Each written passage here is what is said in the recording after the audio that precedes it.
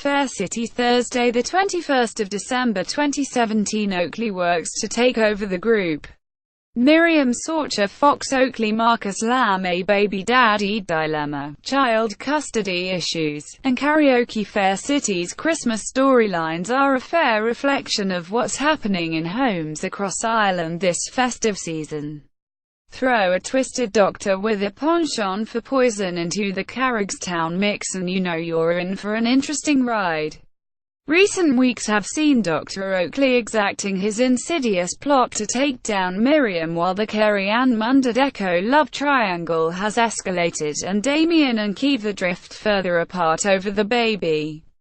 The coming week promises revelations, confrontations, and more. We've a lot of parties and a lot of secrets coming out, a lot of awkward situations, and a lot of relationships coming to a head, says series consultant Sam Atwell.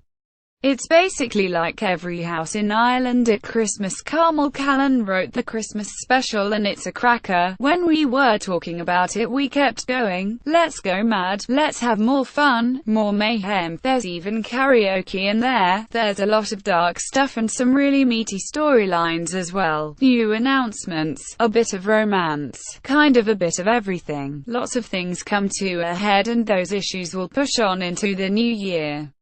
While Atwell is unsurprisingly vague on specifics, it's no secret that Kerry-Ann Jenny Bishop will face a dilemma when she finds out she's pregnant. The storyline, which is likely to resonate most with viewers at Christmas, however, may well be the increasing tension between Damien McLean Bourke and Kiva Even McCall as she withdraws with the baby.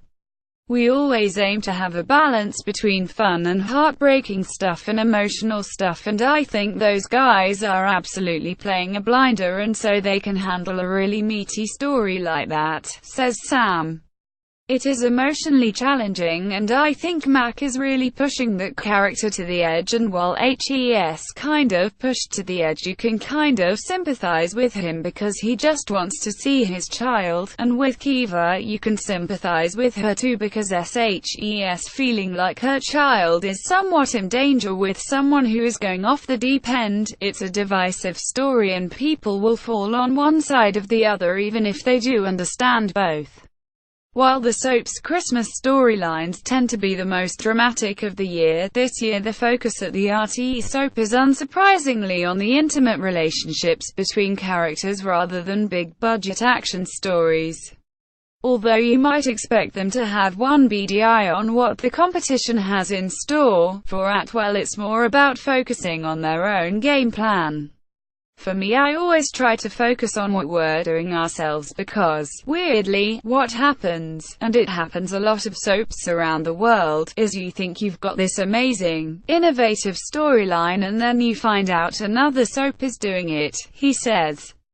They're the kinds of stories that are just in the social consciousness, and there seems to be strange crossovers between soaps because of that. We try to keep it topical, and the beauty of working with a show like this is that we can look at what's going on in society and reflect that. It's kind of looking at what is happening in society and what's in the news and on people's minds, and how does that relate to a suburb of Dublin called Carrickstown and the people in our show. We don't try to do issue stories, or impose issues on stories, but they will come through naturally.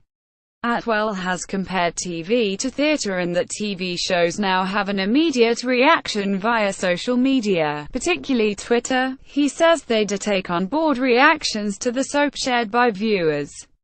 Like anything, you need a bit of a thick skin to read them, but obviously, the show is there for our fan base and we always try to increase that and listen to our fans, he says. We wouldn't have a show unless we did that. We do a lot of research and market surveys on what's working and what isn't. We have to, in a way.